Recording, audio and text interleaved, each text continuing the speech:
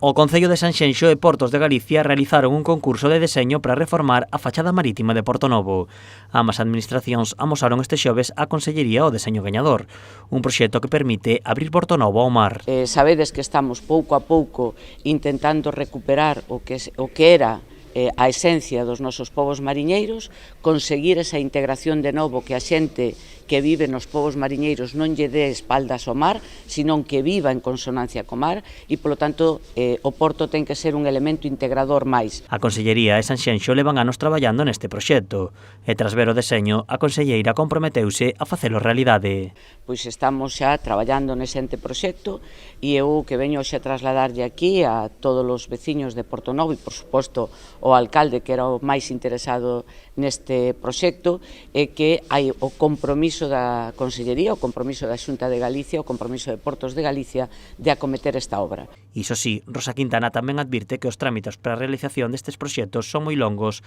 e que levará anos ver a obra rematada. Que teñan claro que unha vez que nos damos a palabra de facelo o vamos a facer, pero que os plazos son complicados porque ten demasiada tramitación administrativa, cada vez que temos que tocar algo que ten que ver co mar, pois necesita informes de impacto ambiental, temos que cambiar o plan de usos do porto, temos que facer o plan especial do porto, se irán dando todos os pasos sin demora para ir adaptando ese plan especial do porto, ese plan de usos. Dende o Concello celebraron o compromiso da conselleira cun proxecto que, segundo advirten, marcará un antes e un despois para Sanxenxo e Portonovo. Nos calculamos que nunca antes de entre 4 e 6 anos será o período para ver todo ese proxecto rematado na súa totalidade. É verdade que se poden ir facendo cousas pequenas, esperemos que así sexa, pero en calquer caso eu estou moi contento hoxe porque Portonovo por fin vai a ter e soñar co que foi fai moitísimos anos a que se perdeu por outras circunstancias que non veñen agora ao caso. A primeira estimación da Consellería é que o proxecto podería roldar os 16 millóns de euros.